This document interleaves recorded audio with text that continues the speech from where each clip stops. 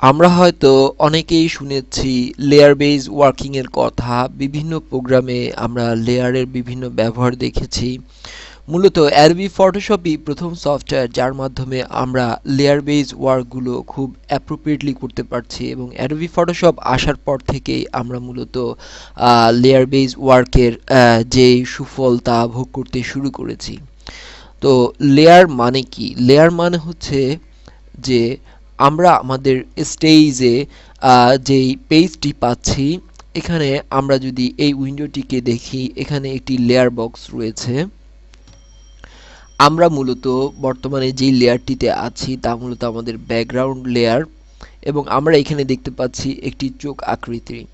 আমরা যদি আহ, এখানে এই বাটনটি ক্লিক করি, অর্থাৎ ক্রিয়েট আ নিউ লেয়ার, তাহলে আমরা আমাদের স্ক্রিনে মূলত আরও একটি লেয়ার অ্যাড করলাম। একটি মূলত ব্যাকগ্রাউন্ড লেয়ার এবং একটি লেয়ার নর্মাল লেয়ার। আমরা ইচ্ছে করলে এই লেয়ারগুলোর নাম চেঞ্জ করে দিতে পারি। আমরা যদি এই বক্সে এসে এই লেয়ারটির উপর ডাবল ক্লিক করি এবং এখানে আমরা ইচ্ছে করলে লিখতে পারি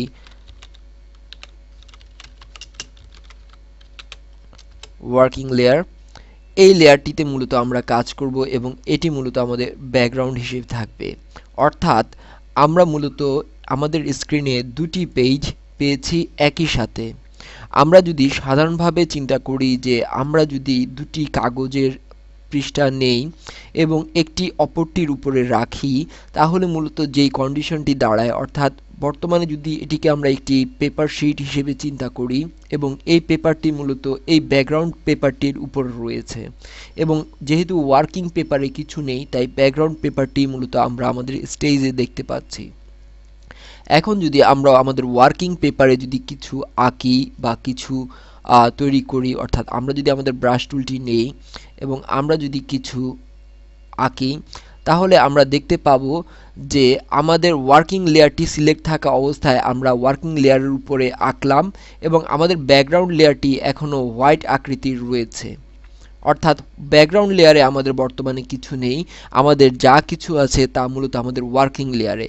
আমরা যদি আমাদের ওয়ার্কিং লেয়ারের এই অংশে এসে এটিকে অফ করে দেই, তাহলে মূলত আমরা দেখতে পাচ্ছি যে আমাদের ব্যাকগ্রাউন্ড লেয়ারের উপর যেই অঙ্কিত দাগটি ছিল তা মূলত চলে গিয়েছে। অর্থাৎ মূলত আমাদের ওয়ার্কিং লেয়ারটি এখন ডিসেবল পজিশনে আছে বা হাইডিং পজিশনে আছে। আমরা যদি একে আনহাইড করি, তাহলে মূলত আমরা আমাদের ওয়ার্কিং লেয়ারে যা কিছু থাকবে তা আমরা দেখতে পাবো। এভাবে ফটোশপে আমরা ইচ্ছে মতো লেয়ার অ্যাড করতে পারবো এবং তাতে বিভিন্ন রকমের কাজ করতে পারবো।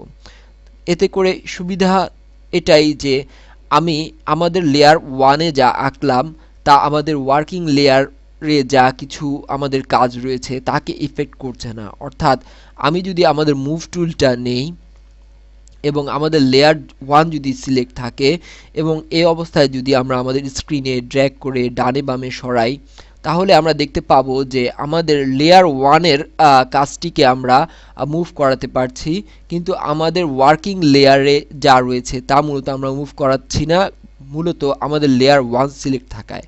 আর আমরা যদি ওয়ার্কিং লেয়ারে থাকি, এই অবস্থায় যদি আমরা ওয়ার্কিং লেয়ারের অবজেক্টটিকে মুভ করাতে চাই, তাহলে আমরা মুভ করাতে পারছি। আর ব্যাকগ্রাউন্ড লেয়ারের থেকে যদি আমরা কোনো কিছু মুভ করাই, আমাদের কিছুই মুভ হচ্ছে না, কারণ আমাদের ব্যাকগ্রাউন্ড লেয়ারে কিছুই নেই। Could not complete your request because the layer is locked, এবং আমাদের বাই ডিফল্ট লেয়ারটি ব্যাকগ্রাউন্ড লেয়ারটি অলওয়েজ লকিং পজিশনে থাকবে।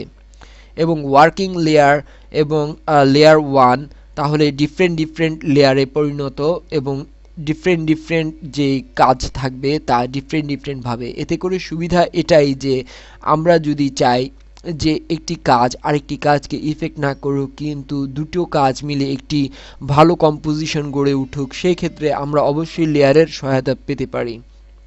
হয়তো বিগিনিং স্টেজে লেয়ারটিকে একটু ক্রিটিক্যাল মনে হলেও হতে পারে, তবে আমরা যখন কাজ করব এবং কাজের গতি আমাদের বেড়ে যাবে, তখন এই লেয়ারটি মূলত লেয়ার বক্সটি মূলত আমাদের মেইন ফিল্ড হবে। অর্থাৎ এই লেয়ারটি আমাদের সবচেয়ে ফটোশপের মেইন অস্ত্র হয়ে দাঁড়াবে, এবং এটিকেই মূলত ব্যবহার করে আমরা আমাদের স্টেজে খুব সুন্দর করে গ্রাফিক্স এবং ডিজাইন ফুটিয়ে তুলতে পারবো আশা রাখি।